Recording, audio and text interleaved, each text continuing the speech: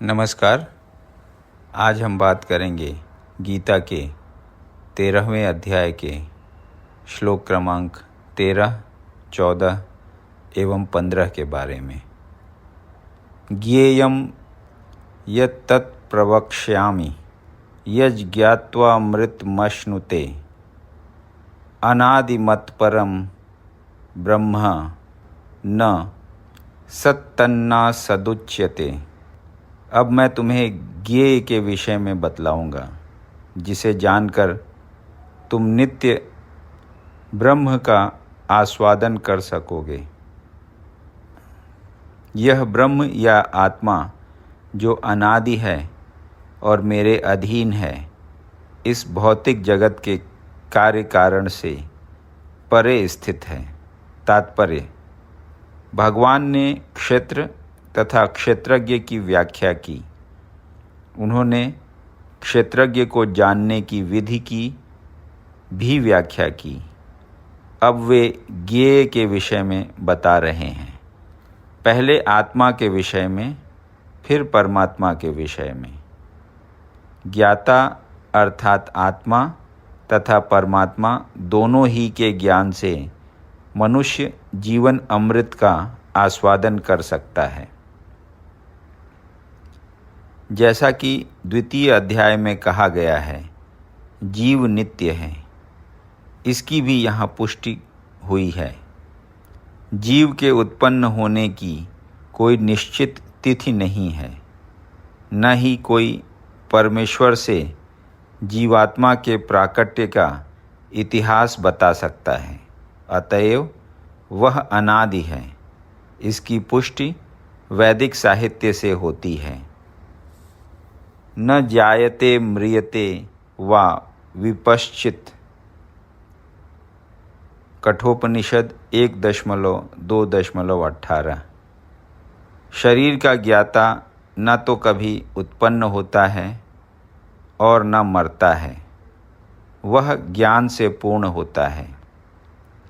वैदिक साहित्य में श्वेताश्वतर उपनिषद 6.16 में भी परमेश्वर को परमात्मा रूप में प्रधान क्षेत्रज्ञ पतिर्गुणेश, शरीर का मुख्य ज्ञाता तथा प्रकृति के गुणों का स्वामी कहा गया है।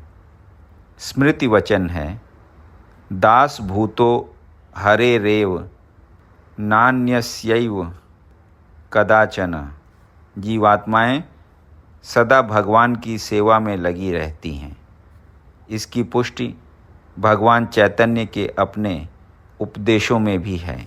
अतएव इस श्लोक में ब्रह्म का जो वर्णन है वह आत्मा का है, और जब ब्रह्म शब्द जीवात्मा के लिए व्यवहृत होता है तो यह समझना चाहिए कि वह आनंद ब्रह्म न होकर विज्ञान ब्रह्म है। आनंद ब्रह्म ही पर ब्रह्म भगवान है। सर्वतः पाणिपादम तत्सर्वतो अक्षिशिरोमुखम सर्वतः श्रुतिमल्लोके सर्वमावृत्य तिष्ठति। उनके हाथ, पाँव, आँखें, सिर तथा मुँह तथा उनके कान सर्वत्र हैं। इस प्रकार परमात्मा सभी वस्तुओं में व्याप्त होकर अवस्थित हैं।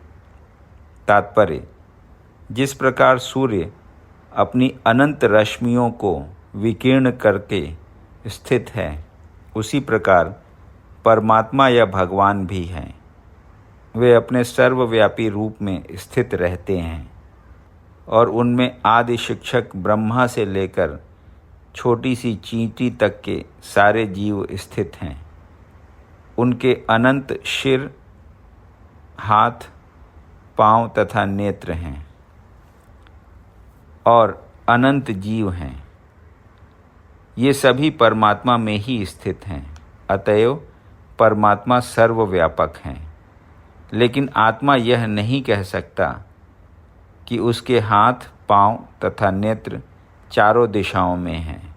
यह संभव नहीं है, यदि वह अज्ञान के कारण यह सोचता है कि उसे इसका ज्ञान नहीं है, कि उसके हाथ तथा पैर चतुर्दिक प्रसरित हैं, किंतु समुचित ज्ञान होने पर वह ऐसी स्थिति में आ जाएगा, तो उसका ऐसा सोचना उल्टा है। इसका अर्थ यही होता है कि प्रकृति द्वारा बद्ध होने के कारण आत्मा परम नहीं है, परमात्मा आत्मा से भिन्न है। परमात्मा अपना हाथ असीम दूरी तक फैला सकता है, किंतु आत्मा ऐसा नहीं कर सकता। भगवत गीता में भगवान कहते हैं कि यदि कोई उन्हें पत्र, पुष्प या जल अर्पित करता है तो वे उसे स्वीकार करते हैं। यदि भगवान दूर होते तो इन वस्तुओं को वे कैसे स्वीकार कर पाते। यही भगवान की सर्वशक्तिमत्ता है। यद्यपि वे पृथ्वी से बहुत दूर अपने धाम में स्थित हैं, तो भी वे किसी के द्वारा अर्पित कोई भी वस्तु अपना हाथ फैलाकर ग्रहण कर सकते हैं। यही उनकी शक्तिमत्ता है। ब्रह्म संहिता में 5.37 में कहा गया है, गोलोक एव निवसत्यखिलात्म भूतः। यद्यपि वे अपने दिव्य लोक में लीलारत रहते हैं, फिर भी वे सर्वव्यापी हैं। आत्मा ऐसा घोषित नहीं कर सकता कि वह सर्वव्याप्त है। अतएव इस श्लोक में आत्मा नहीं अपितु परमात्मा या भगवान का वर्णन हुआ है। सर्वेंद्रिय गुणाभासम सर्वेंद्रिय विवर्जितम असक्तम सर्वभृच्चैव निर्गुणम गुणभोक्तृ च। परमात्मा समस्त इंद्रियों के मूल स्रोत हैं, फिर भी वे इंद्रियों से रहित हैं।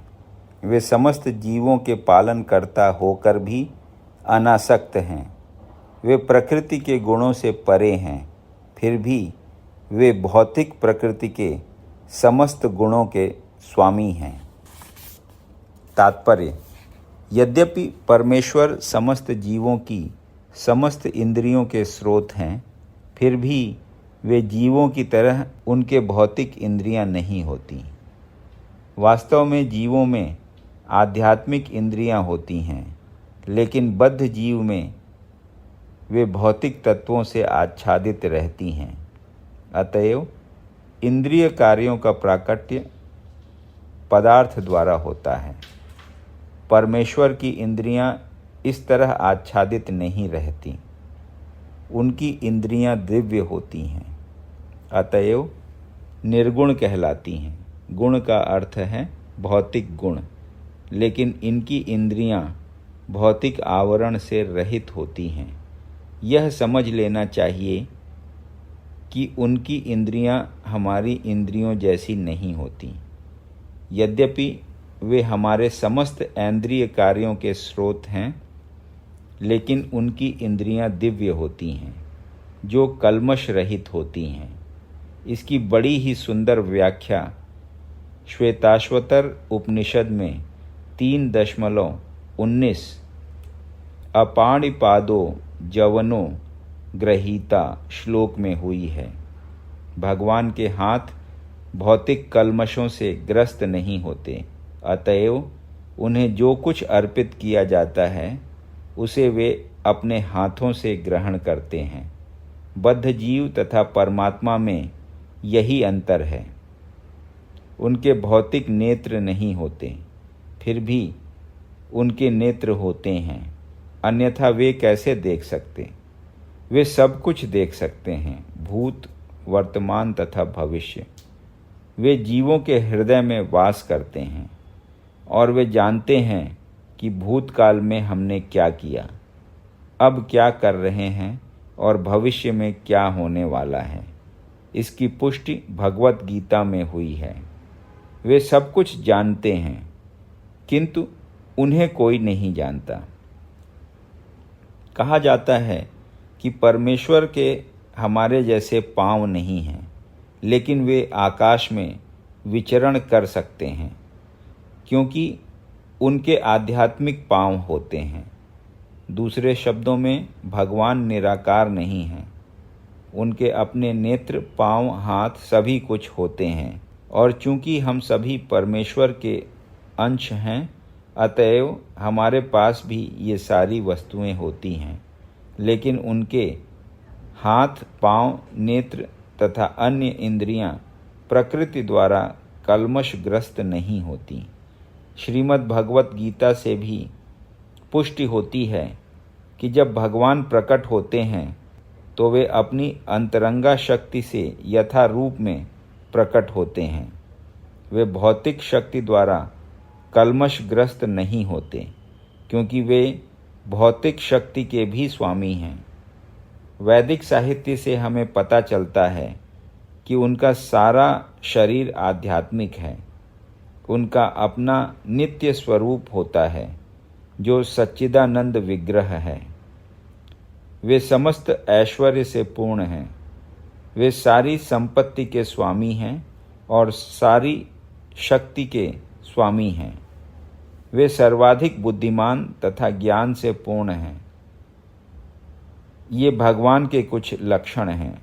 वे समस्त जीवों के पालक हैं और सारी गतिविधि के साक्षी हैं। जहाँ तक वैदिक साहित्य से समझा जा सकता है, परमेश्वर सदैव दिव्य हैं। यद्यपि हमें उनके हाथ, पांव, सिर, मुख नहीं दिखते, लेकिन वे होते हैं। और जब हम दिव्य पद तक ऊपर उठ जाते हैं तो हमें भगवान के स्वरूप के दर्शन होते हैं। कल्मशग्रस्त इंद्रियों के कारण हम उनके स्वरूप को देख नहीं पाते। अतएव निर्विशेषवादी भगवान को नहीं समझ सकते, क्योंकि वे भौतिक दृष्टि से प्रभावित होते हैं। यदि आपको ये वीडियो पसंद आया तो इसे लाइक करें और ऐसे ही अन्य वीडियोज़ को सुनने के लिए इस चैनल को सब्सक्राइब करें। धन्यवाद।